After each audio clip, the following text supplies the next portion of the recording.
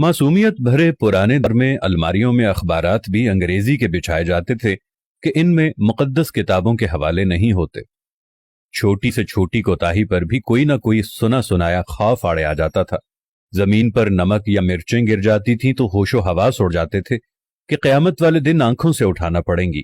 गदागरों को पूरा मोहल्ला जानता था और घरों में उनके लिए खुसूसी तौर पर खुले पैसे रखे जाते थे।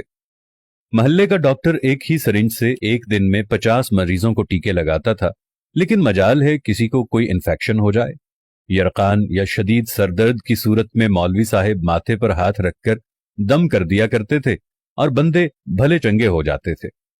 घरों में खत आते थे और जो लोग पढ़ना नहीं जानते थे वो डाकिये से खत पढ़वाते थे। डाकिया तो गोया घर का एक फर्द शुमार होता था।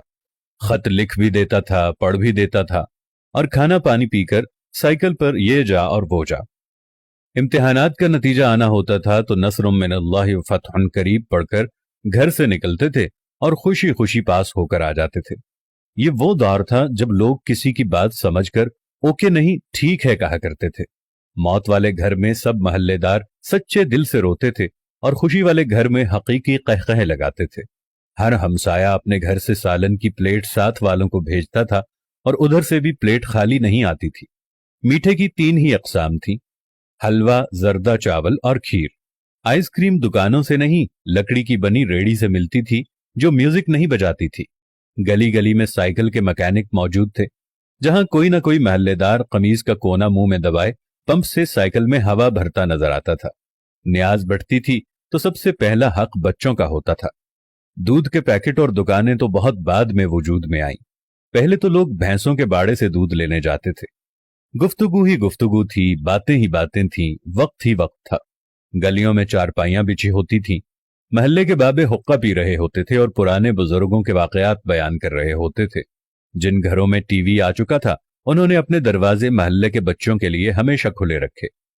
मट्टी के लेप की हुई छत के नीचे चलता हुआ पंखा सख्त गर्मी में भी ठंडी हवा दिया करता और फ्रिज के बगैर भी मटके और सुराहियों का पानी ठंडा रहता था।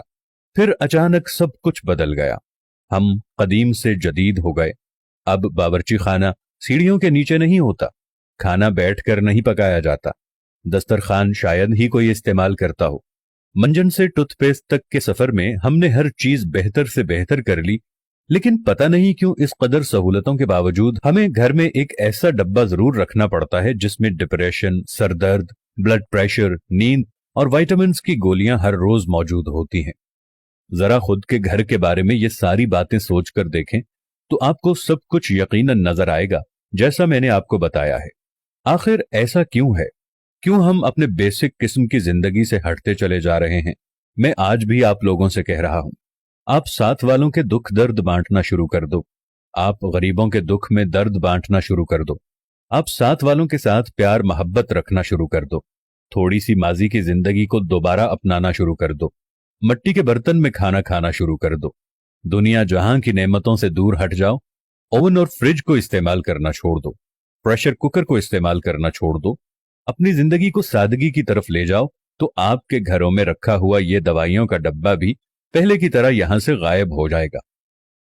खुदावंद से दुआ है कि देखने वालों को सेहत कामिला और आजिला अता फरमाए। आमीन सुम्मा आमीन या रब्बल आलमीन।